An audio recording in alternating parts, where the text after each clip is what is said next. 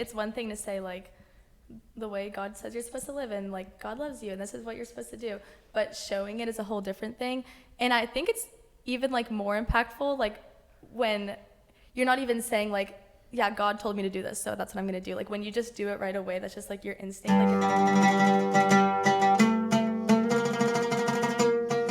Action. Hey, guys, welcome back to Keeping It 99, the most edifying podcast in the world.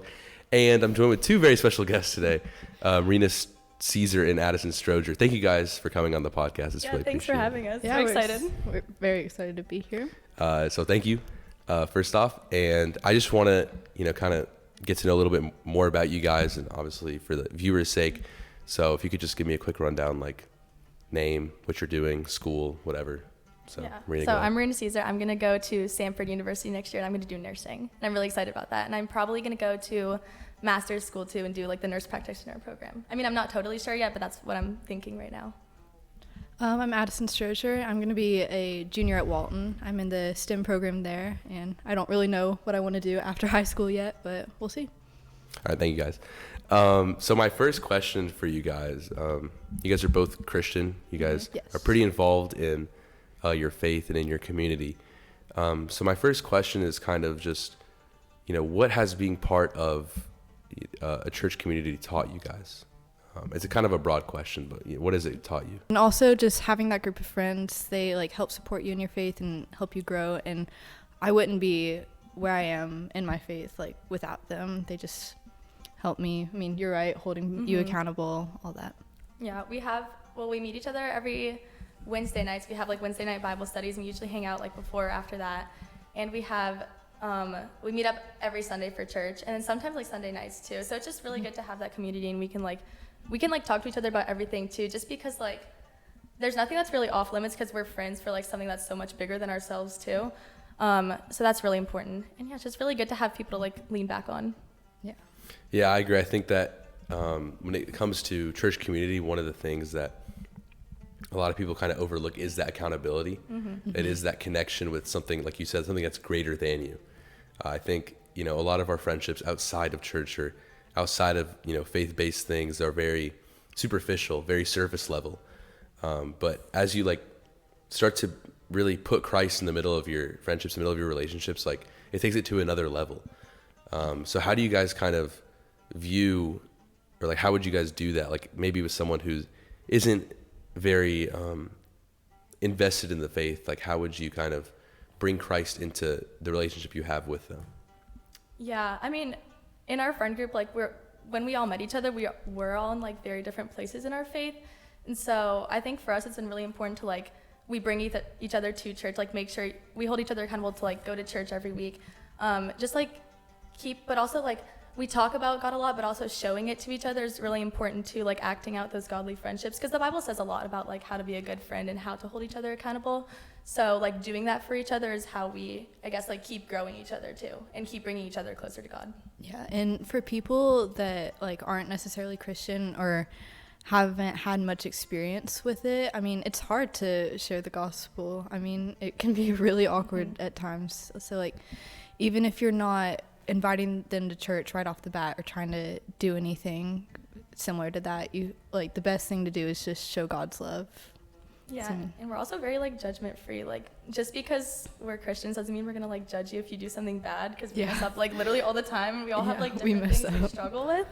So like if someone comes into our friend group and they're in like a different place than us and they struggle with different things, like we're not gonna judge anyone for that. Yeah, I think that judgment thing for a lot of people is kind of their reason, or one of their reasons of like, I don't really go to church anymore. Like the people who like grew like the Catholic, like the classic statement is, oh, I grew up Catholic, but. Yeah. So it's like, a lot of times the reason why is that judgment that they feel, the pressure they feel from the outside world. So how do you kind of navigate that, dealing with the pressure of your faith, of your parents, of your peers? How do you navigate that in the world? I mean, I think the saying like come as you are, that's just really holds true, because I mean, no matter like what you do, or I mean obviously don't try not to do anything that you're not supposed to, but just knowing that it's okay, like you're not allowed, or you're not really supposed to pull away from God, just draw near to him whenever you do something. Like, Yeah, no, that makes sense. And I think one thing that I think it's really important to remember too is like Christians aren't Christ. So like we're trying to show God's love all the time, but like also acknowledging that we're going to mess up a lot. And we just aren't going to judge each other for that. Like we're just going to try to keep like bringing each other back. And like, yeah, that's kind of how we navigate that. Like if we mess up, we're just not going to like judge each other. Like we all know that we like struggle with different things, and we're not going to judge someone because they struggle with something different. So yeah, like that's what we try to make very known in our friend group is like, if you're struggling with something, we're not gonna like, you don't have to be embarrassed by that. yeah, like, and we'll help keep you in check, but Right. like, it's never gonna be something harsh. Like, it's not like you're banished from hanging out with us. Like we'll joke about it, but we're never Yeah. serious.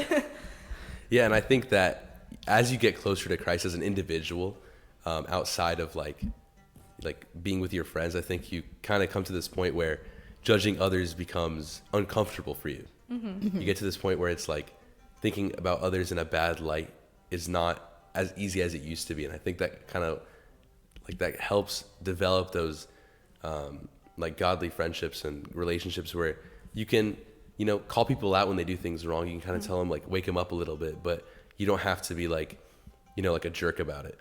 Yeah. So I think that's kind of one of the things of the Christian faith that maybe sometimes people don't realize as much as to get closer to God. Yeah, and I feel like we would just also be hypocrites if we judge someone else for doing something bad, because we mess up like all the time, and like different things too. But like we can't judge someone else for like messing up because we do too. That's my thing. Is like I wouldn't judge someone for doing something bad because I know like I fall short a lot too.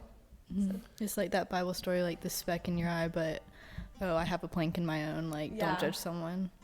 Yeah, and I think as well, to stay away from judgment, it's very important to realize that if you were in those person's shoes, you would probably have done the same thing or worse. Yeah. You know, it's like you're not any better than the people around you. So it comes from like a place of humility.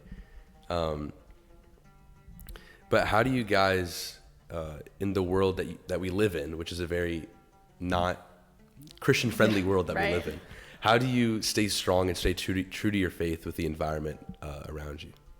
I mean, it gets hard sometimes, but like sometimes it's bad, sometimes it's good, but I really like to close myself off in a little bubble and like put in my worship music in my AirPods, and like kind of like draws me back, like when something's stressing me out, or just like when there's people and I know that they're not the best people to be around. So I just like try to remind myself of that, like stay in the Word, stay in His presence. And Yeah, our group of friends I feel like to me has been really important to that, because I feel like if I didn't have the friends I have, I would have like fallen into a lot more sin and a lot more temptation. But like our group of friends, like we have so much fun too. That's one thing that's like a very big misconception, is that like Christians don't have fun. Like we have so much fun when we hang out.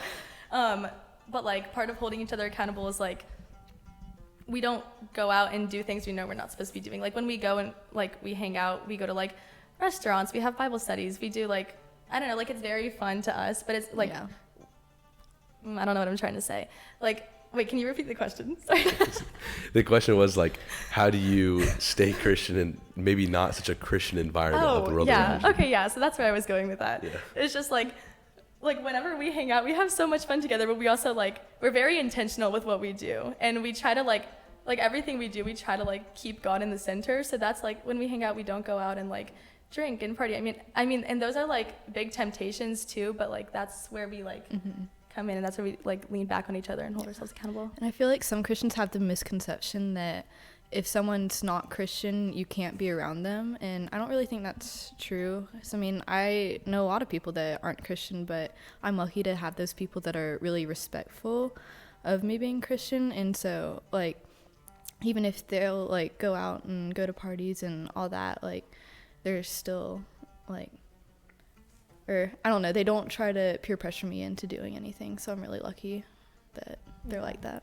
I have I have our group of friends, and then this past year I also had another group of friends that like weren't as Christian, and that was kind of hard just because like there was a lot of like temptation I guess I fell into because of the people I was hanging around. So that was just like a thing that I had to do, is like distance myself from like people I knew that weren't gonna like lead me to God, because I feel like the people that I hang around is very like influential and very impactful to me. So like it's also like a thing of like who you hang around is also, like, they don't need to be Christian at all. Like, spread the love to everyone. But, like, for me, I feel like I need to be very intentional with, like, I know I'll be influenced by the people around me. So, and that's a thing of, like, my own faith. So if I need to take a step back, like, I know I need to do that for myself. Not because I'm judging or not because, like, I think they're, like, bad influences, just because I know, like, where my limits are and where I need to take a step back. Yeah, and there's a statistic that you are the average of the 5 people you spend the most time with. Yeah. So obviously, if you spend time with people that maybe you shouldn't be spending your time around, like, you'll become a lot like them. I mean, you see that in your own life. I know I see that in my own life. Like, when I spend more time with people that, you know, struggle for a life with God and actually put in effort, it rubs off on me and I put in more effort. Whereas if I hang out with people who maybe don't do that, I don't really get the same effect. But as you guys are saying, like, the person, like the people you hang out with, they don't have to be Christian. There's a lot of good people out there that aren't Christian. But how would you, like, kind of going back to the earlier question, like, how would you kind of bring Christ into that? Because a lot of people, like, internally, they do desire for a relationship with a higher power, whatever that might be. And I feel like as Christians, we have an answer for that. So how do you kind of give that answer, like, show them that there is an answer without being very pushy or over the top about it? Yeah, I mean, like, just what I said earlier, like, showing God's love is the best thing that you can do, because, I mean, it's also just really subtle at times, and it's not, like, overpowering, because if you know someone's not Christian and you're like, you should come to church with me right off the bat, that might, like, scare them away or something, because they're probably not comfortable with the whole topic. But yeah, like you said, there's very few people that just believe in nothing. And so if they want, like, a relationship with something higher, like, making them kind of open to it, I guess, and just, like, subtly, like, pushing, like, this is what God can do for you, like, showing it through your actions, if that makes sense. Yeah, that's what I was going to say, too, is, like, it's one thing to say, like, the way God says you're supposed to live, and, like, God loves you and this is what you're supposed to do, but showing it is a whole different thing. And I think it's even, like, more impactful, like, when you're not even saying, like, yeah, God told me to do this, so that's what I'm going to do. Like, when you just do it right away, that's just, like, your instinct. Like, if everyone around you is drinking and you're not, or, like, if everyone around you is, like, gossiping and you choose not to, like, you're, like, setting yourself apart, and, like, your friends know it's, like, because of God. Yeah, so that's for me. I think it's always about making sure that others can see Christ in you and planting that seed in them. And I think, like you were saying at the end, like, you know, like, people are drinking and you just kind of step to the side and don't do it. People are gossiping, you kind of remove yourself, and it shows that you are different. I think a lot of times, I know for myself personally, like, I struggle with that idea of being different from those around me. Especially being a Coptic Orthodox Christian, like, our services are very different from what you guys would be used to, even. So, or even the Catholic Church, what they would be used to. So it's always interesting for me to kind of see, like, me being different, what that really means, like, what extent is being different. So it's always been a struggle for me, but I think the one way that I've been able to kind of stay grounded in my faith and, like, continue in it is, like you said, like, the friends around you, and then also just developing a personal relationship with God. So what are you guys, obviously sometimes it's very hard to, you know, kind of have that personal relationship and really, like, take time out of your day to talk to God. So how do you guys kind of go about doing that? Okay. So yeah, I mean, it gets hard just because, like, with school and, like, other stuff outside of school, you just get so busy, but it's really important to, like, make sure you have that time set apart for God each day. And so, like, just reading your Bible, and, like, I like highlighting and writing in it, and then praying. It doesn't have to be at night. Like, a lot of people just say pray at night before you go to bed, but I feel like every day it just can be a lasting conversation with God, really. And then I think having friends that, like, are all Christian and we're able to do that together, like, they help me grow in my faith. Like, I'm in a much better place than I was a year ago, ever since I met them. And so just being able to take their help and their advice and applying it to my own life and when I'm alone with God, that just really helps. Yeah, I think setting aside like time each day is really important, like you were saying. And for me, that looks very different. Like some days I'll read my Bible and I have like a book that I'll be in and I'll read like some of that. And some days it's just like little minute prayers throughout the day, or some days it's like listening to like a podcast or in the car, or, like music in the car, like something like that. Just something every day that like an intentional time that I'm setting apart to spend with like just me and God. Because I think like it's really important to have like our big group like Bible studies that we do every week. Like that's really important to like have conversation, but also like having your own time with God is really important to me. So like even if it's not the same every day, like it doesn't always have to be like super structured for me, just as long as I'm having like time in the day that it's like I'm just alone with God and talking to God.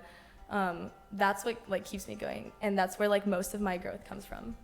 Yeah, and I really liked your point about like your entire day can be a conversation with God. I think that that's like unceasing prayer, which I think St. Paul says. I think it's 1 Thessalonians 5. Can you fact check me? You mind fact checking me? Praying unceasingly. So like, and it's honestly one of the hardest things to live. And there's a really good book called The Way of the Pilgrim that's all about like how to pray unceasingly. It's about this guy who goes on a journey of learning how to constantly be in prayer with God. So it's a very good book. Good book. You guys should read it. You guys as well. But still looking? All right, whatever. Man, I know my stuff. Okay. Anyways, so yeah, it's just like the unceasing prayer, always being in connection with God, I think. And it doesn't have to be something like super thought out. Like the Jesus prayer is enough. Like It's just casual. Yeah, it's just like a conversation. Yeah. Just like talking about your day. Because like he doesn't want to just hear like the big things. Like God wants to hear like all of you. Yeah, So, just treat him like your best friend. right. Really. Yeah. Like I heard someone tell me like, as like an analogy, like, would you rather, or like, would your mom rather that when you're in college, you call her every single day, or at the end of the week, you like bring her a cake every single week? Like the answer is like every day she'd rather you call her. So it's like, it's great to go to church on Sundays and to like, you know, go to service and to, you know, if you're in a sacramental church, like partake of the sacraments, whatever, it's great to do all that. But it's like, what do you do from Monday to Saturday? What do you do every single other day of the week to develop that personal relationship? Yeah, church on Sundays is really important, but I wouldn't grow in my faith unless I did it like every single other day. Yeah, I mean, it's just like a regular friend. Like, how are you going to have a relationship with someone if you only talk to them for 1 hour out of the week on Sunday? Like, a relationship's just not going to grow like that. And so you just have to treat God the same way. Yeah, I mean, I agree 100%. I think, and it's hard. It's very hard to put in that effort, especially because obviously God is everywhere and God is surrounding us at all times, but it's hard because it's not super tangible for us a lot of the times. But how do you guys, like going off that tangible point, like how do you guys kind of see God working in your daily life or just your life in general? Like how do you kind of see God's work going on? I see God a lot in nature. Like whenever I go outside and I like see like a really pretty sunset or like a really pretty tree or a bird or something, I'm like, God made that. Like that to me is like, it's a very like oversaid thing, and like everyone sees God in sunsets, but I just think it's so pretty, and I just see so much of like God's handiwork in that too, and just like the people around me too. Like I see so much of God in my friends. It's like the way we treat each other and the way we treat other people. Like it's not us, it's like God in us, and so that's where I see God. Yeah, I see him a lot. Like whenever you get those really good hugs from people, I feel like I've said this before in Bible study, but like it's whenever I get them, I'm like, I know God put this person in my life for a reason, if that makes sense. And then also like it's hard like every day just to see him working, because there could be a situation and you're praying about it and stuff and you feel like it's not being answered, but then like a month later, a couple months, like when you look back and I'm like, whoa, he answered that in like a way that I never would have realized in the moment. I have a lot of prayer journals too, and I like read them back from like 2 years ago or something, and I'll like look at the prayers I prayed and seeing how God answered it, and it's like not the way that I would have thought, but like so much better. So I love going back and just like looking at the things that I was talking to God about before and seeing the way he answered it, like not in a way I would have expected, but like his plan for my life. I like that. That's actually like, that's a very cool thing, like prayer journals. I know it's definitely something that I've wanted to start doing, so I'm definitely gonna do it now. but yeah, like you see God. I think someone told me, or I heard a sermon where like the speaker was saying that if you want to see God, you'll see him. It's almost like puzzle pieces, like, but they're like scattered around a room. Like if you look for the puzzle pieces, you'll find the puzzle pieces. But if you're just kind of like walking around the room, like you're not going to see, the little things that God is telling you, God is giving you, God is working in you. So I think it requires us to seek out God in order for us to see God. Yeah, definitely. Yeah, that's a prayer I pray a lot too, is like, God, give me the eyes to see you. Because I know he's around me. It's just like, from my perspective, like, what am I looking out for? Or what am I seeking? Because I know if I'm seeking God, like, I will see him. Yeah. Mm-hmm. Oh. I like what I say. Yeah, but like sometimes I'll be praying like, hey God, like I don't see you right now, like please show yourself, like reveal your plan. And like it's not always right there, but if I just try to like do what is glorifying to him, then often it'll play itself out. Like you don't know what he wants for you, like, so obviously don't do something that's completely against what he says, but if you do something that is glorifying, then everything's just gonna start to fall into place, I feel like. Yeah, I mean, I agree 100%. So kind of switching gears, you guys are Protestant, non-Methodist, non-denominational, something like that, right? Something like that. So me being an Orthodox Christian, a lot of times we, in our church, because we have a physical and a spiritual aspect to our worship. And a lot of times we kind of overlook the spiritual aspect. And it's something that I admire a lot in the Protestant faith, which is that maybe this physical aspect isn't there as much, but the spiritual aspect is definitely there, and it's very strong. So I kind of just wanted to hear from you guys, like, how do you guys feel that having the spiritual walk with God through high school, how that's kind of affected maybe the way that you behave, the way that you kind of see things, or is it kind of just like whatever? I mean, I think it helps me a lot in school because, I mean, I do take like a lot of higher classes and it gets really stressful at times, but knowing like God's with me, that always helps with that. Like I'm gonna make it out on the other end, I'm gonna be okay. And then with relationships with people, I mean, like, I don't know, it just helps with that because I know he'll bring me the people that I need to be around. And if a friendship doesn't work out, like, it's okay. Yeah. Wait, can you say the question again? Sorry. You're good. It was kind of just like how have you, because in the Protestant church, spirituality is like very emphasized. Yeah. It's like a very important thing. So how has that kind of affected the life that you live as you went through high school? Yeah, I mean, like Walton in general, just high school is like, there's a lot of temptations there and a lot of like easy ways to fall into sin.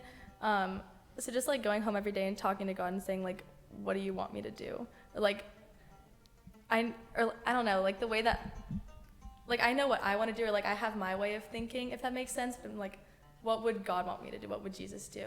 And again, like our friend group is really good with like holding each other accountable for that. But yeah, do you have anything else? I think question. You said it good. How have you guys kind of developed those habits of maybe like praying every day, reading the Bible? Like how have you kind of gotten to that point where you just kind of do it? I mean, just repetition, really. I mean, it's hard to build habits, but once you do it for a certain amount of time, like it just sticks. And then also when I pray, I do think prayer journaling is really helpful because sometimes when I just do it in my head, like my thoughts wander a lot and I like get really off topic and like think about other things that happened during the day and just like stuff that's upcoming. And so when you're writing it out, I feel like I get more focused. And so just the repetition of that just helps. Yeah, for me, it's not like it hasn't, like it's still not consistent for me. Like I still have a really hard time like being obedient and doing it every single day, like having that time with God every single day. And I know how important it is, but like it's not always easy to, like I don't have like a set, like there's a lot of people who are like, I wake up at 5 a.m. every day and I read my Bible. My camp director, he wakes up at like 4 a.m., reads his Bible for like 2 hours. And like that just, there's no way I could not. Like I can't do that. And So that's kind of how I was saying earlier, like it's not always like super structured for me just because there's different ways that I connect with God throughout the day. And I do try to like do something different just so I could like see God in different ways. I do think writing is really helpful because it does help me to like stay focused, not think about like other things or like have my mind wander. But yeah, it's just like it hasn't always been easy to find like an exact routine every single day. Like there's not like a 30-minute period like every single day. Like that's when I sit down. It's kind of just when, I mean, no, there's like a time, I try to make time every day, but it's not like always consistent, not always like the same time. Like I don't have a super perfect routine. I think that is like a misconception about Christians that like it's super structured and it's super like pretty and perfect in every single day. And it's like not usually like that, at least for me. No, me either. Yeah. Yeah, you're right. Yeah, I mean, it's something I struggle. That's probably the one thing about Christianity I struggle with the most is having a consistent prayer life. Right.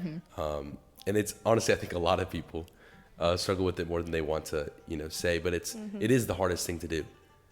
In my opinion, the hardest thing to do is to have a consistent prayer life, because it requires such mental discipline and willpower that, and it's the one thing that the devil will attack at all times.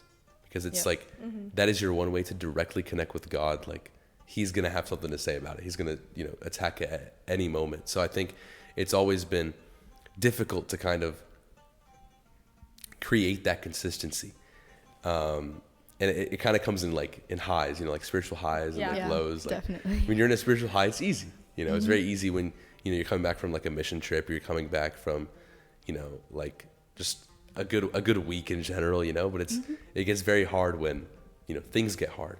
So how do you kind of go to God in those hard times, and like what things do you do maybe to like motivate yourself or push yourself to kind of continue your relationship with God at all times? Yeah, I went through like a really hard time in like March, and for me like going to God in that time was very hard. And so what I did is I found one Bible verse. It's Romans 12:12, and honestly I couldn't tell you the exact words. It's on my mirror, and so every single day like Romans 12:12. It's like patient in affliction, some faithful, like patient in joy, and then faithful in prayer or something like that. And that was just like, I guess like my battle cry during that time, because I was having a hard time like sitting down and really connecting with God. So I just kept saying that verse and reading that verse like over and over and over again, and that's kind of what kept me going at the time. Do you have it? Rejoicing in hope, patient in tribulation, continuing steadfastly in prayer. Yeah, that. Like because I was having a really hard time like praying and going to God, because I'm like, why is this happening to me? But like that was the verse that kept me going, because that kind of just like said it all for me, like joy, patient in tribulation, and steadfast in prayer, because that's like steadfast in prayer. Like, I just kept going to God like over and over and over with that verse, and that's what kind of just like carried me through that until I saw like God at the end of it, if that makes sense. Yeah, and so there's a song that I really like, and there's a part in it that goes like, count the joy from every battle, because I know that's where he'll be. And so I really just try to apply that to my life, and even when stuff gets hard and like there's a lot of stuff that goes on throughout the day, I just try to like find the joy in every situation, because I know that's where God is in it. And so that kind of gives me the motivation, like even in this really hard place, God's in it.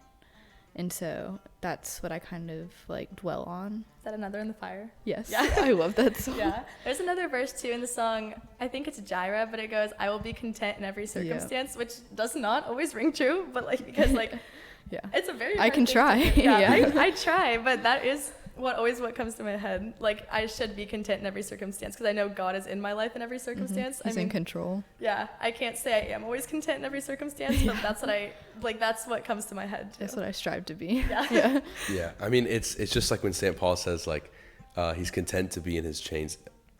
I'm not gonna make you look for that. It's somewhere. I think it's Ephesians. I think maybe it's Hebrews. I don't know. It's either Hebrews or Ephesians.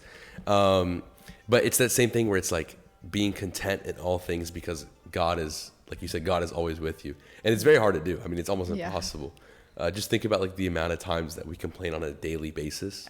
Like when things are easy, like imagine when things are hard. But I think one of the ways that we can kind of maybe put our lives into perspective and kind of see the reality of like how content we should be is like going on mission trips.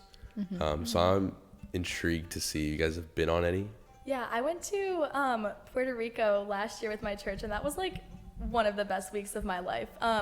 We had like a few different mission projects. We partnered with the church, so we were only there for one Sunday, but we like led the services that week, and we had a few students who like went up and shared their testimonies, which was really cool. And then half of us like stayed back with the children's ministry and worked with that. That was awesome. And there was another time we went to like an elderly home there, and we just spent, I mean, there was a language barrier, which is hard, but we spent like the whole afternoon just sitting and talking with like the older people, which was so sweet. And then like the bigger project that we did throughout the whole week was painting houses. So we split up into 3 groups and went to 3 different houses of like just like local communities there, and we painted the houses, but it like wasn't even about like the physical work at all. It was just about like being there and connecting with like the house owners. Like that made the biggest impact, and just spending time with them throughout the whole week.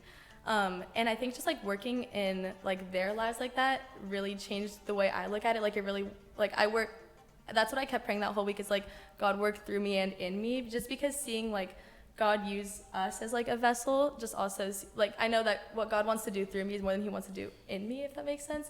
But like I also grew in my faith seeing how he wanted to work through me and other people.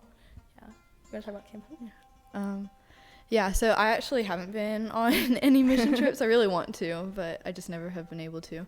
But I also feel like another misconception about Christians is like you have to go out and do these like huge things overseas, and like anything you have to get on a plane to go to. But really that's not true. There's so many things like locally in Georgia and in our community that we get to volunteer at, and I think that's just really important to focus on your community also. It's like there's so much that's going on here that is often overlooked just because there's so many things in other countries too. Yeah. What was it, Puerto Rico? Yeah. Yeah, or just like so many things that are far away, but really there's so much everywhere. And we also just took like a local mission trip just like 2 weeks ago, but it's called Camp Hope, and it's in Rutledge, Georgia. So it was only like an hour away, like a pretty local thing. Do you want to talk about that one? Sure. So yeah, Camp Hope, I mean, I'll just like put my little plug in there. That is like amazing. Yeah. If you ever get the chance to do it. Like, and so it's a week-long camp for kids who have been affected by parental incarceration. And so it's just really showing God's love to them and teaching them about the gospel. And so it truly is an amazing experience, and it puts a lot of perspective in, because like we live in a very privileged area, East Cobb, and so I guess we just have so much, and being able to spread God's love to people who don't have as much as we do. Yeah, I think that's just really important. The goal of the camp is to like end generational incarceration, and they have a 99% like rate of doing that, which is a crazy thing. So it just like goes to show the difference of like teaching God to like younger kids, like and then like them growing up with that, because they have like a whole like 18-year long program. So that just goes to show like how impactful God can be in someone's life. Yeah, so I've had the pleasure of going on mission trips abroad and locally, and it was actually very interesting for me, because I went to Zambia going into high school, and then just this past summer I was in Egypt for a mission trip as well. So I think it was very cool for me to kind of go into high school on a mission trip and come out of high school on a mission trip. So I'll keep it short because I don't want to talk for 7 hours. But obviously, I think mission trips abroad are amazing. I think it's it really goes to show you like the life that you live, how amazing it is, and you really see. Like you can see God's love in the people you serve a lot more. Like, like you say, like you go to serve, but you get served. Right. Like it, it's like I don't even know how to explain like the feeling that you have when you're serving others, but also even locally. The past 2 years we've done local mission trips to Clarkston last year, Clarkston, Georgia last year. This year we went to Dora. Yeah, I was getting there. This year we went to Doraville. So it's been great to see like, and it's interesting because you see people who are like 30, 40 minutes away who are like in the same condition as people overseas. So, I mean, Clarkston is a refugee city within Georgia, and it's the most diverse square mile in all of America. So it's insane because you see people who, you know, came from nothing, have nothing, and just kind of see like the life they live and the life, you know, kind of like what God can do for them. Just the simple words of encouragement. I remember last year, like we did like a little like visitation with one of the families, and they were Kurdish, and I think they were Kurdish. They were somewhere like East Baltic, kind of Uzbekistan, like that type of area. And it was interesting because they're Muslim, right? They're not like Christian people, but even the simple act of us praying with them, like meant a lot to them. Like you see like how God can work in people who don't even share your faith, don't even share your values, don't share your language. So I think like I definitely recommend going on a mission trip abroad or locally. It's definitely something that people should be doing, whether you're Christian or not. Because I think it changes your perspective. It makes you realize like all the blessings you have, especially because, you know, living in America is the greatest country in the world. It is the greatest blessing you could have. Like being a son of immigrant parents, like you kind of see the life, like going back to Egypt, like you see the life they lived and you see the life that we live, and it's not even comparable. So I think it's great to like kind of put yourself into perspective, and I think you learn a lot about yourself and about God. Like when you do like trips like that. Yeah. For sure. So you guys are very involved in your church, obviously. But how do you guys, obviously there's a lot of people in modern day society that are leaving the church, are kind of leaving the faith in general. Have you guys kind of dealt with that in your friend group or dealt with that in kind of like your community or your circle? And if you have, how do you kind of deal with that? Yeah, so definitely in our church, because a couple of years ago when the whole like, was it United Methodist thing? Like when we split off. Like, yeah, there was a lot of stuff that happened, and a lot of people either just like didn't agree with the position that Mount Bethel was taking, or they just didn't want to wait until it was all resolved. And so we had a lot of people leave, but I really think it goes back to quality over quantity, because I mean, even though we don't have as many people now, we're left with so many good people that like I love to be around and are really good at helping me stay rooted in my faith. And so I just think that's better than so many people with conflicting views. Yeah, that was one thing that was kind of hard for me, is like our student ministry used to be like huge a few years ago, and now we're like, it's not as big anymore. There's probably like when they have like big events, like I'd say like the most kids who show up is like 50, which is still like I mean, that's a lot. That, for me, I mean, it's a lot. Yeah, I mean, like every week, like our Bible study probably has like around 10 people in it, which at first was a kind of hard thing for me, because like it used to be so big and like we got to meet a lot of people. But now the cool thing about that having like less people is that we get really close with everyone we meet. Like our friend group this year is way different than it was like a year ago. And we have had like a few people leave our church and go to other churches, which has been kind of like sad, just because we've known everyone for so long, but also at the same time, like we're getting so many new people and like meeting so many new people. Like Addison wasn't part of our friend group till like recently. Yeah, like Lydia joined our friend group. So it's hard to see a lot of people leave, but also like we build so many like close relations with the people around us, if that makes sense, because there's less people, so you can get to know them better. Yeah. I mean, I think that's one of the beauties of our church is that, I mean, I'd say like 95% of our population is Egyptian Christians. We're all Egyptian. So it is like a lot of like a smaller community. So I think that's one of the great things is that we're all really close with each other. Like most of the high schoolers are in one friend group. So it's a very cool thing to have, because like everyone's kind of like each other, but obviously we have some people who've kind of drifted off, and it's very hard because for us it's not just a faith thing, but it's also a culture thing. So it's kind of like almost like a double-edged sword, to kind of watch someone leave your faith and your culture.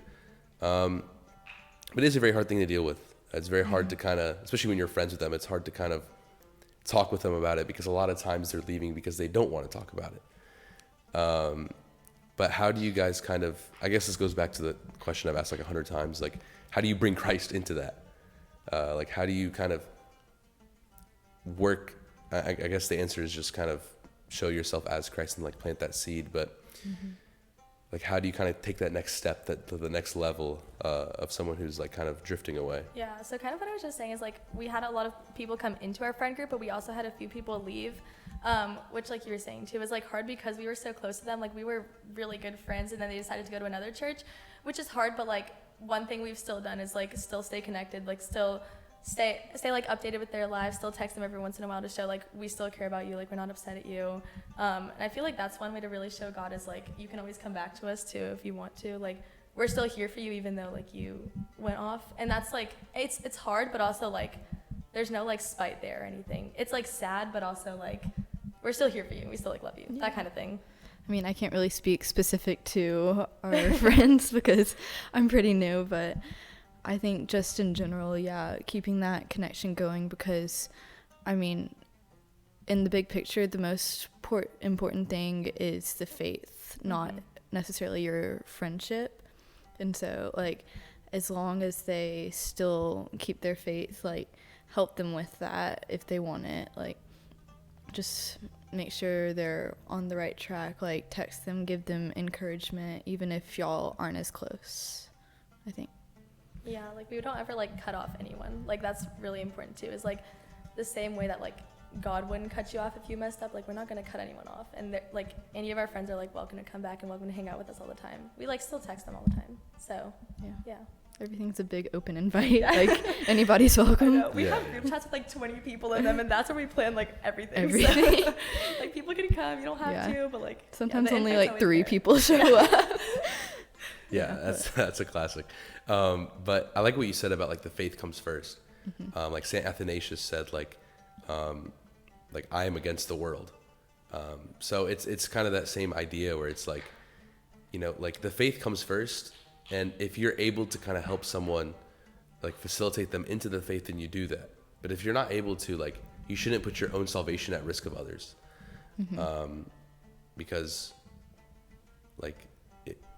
If your salvation is the one that's at risk, you can't even be helping others. Like you can't fill others' cup if you're not filled first. Yeah.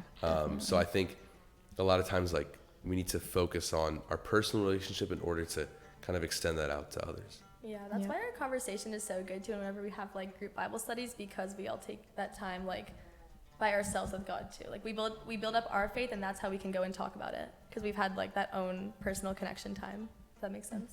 Yeah. I mean, you said it perfectly. I don't really have anything else to add. All right. Well, thank you guys for coming on the podcast. That's all I have for you guys today. Yeah, thank you. I appreciate it. Fun. It was great. Thank you guys for watching, subscribing, turning on post notifications, commenting, whatever. See you guys next week. Thank you. Bye. Bye. Bye.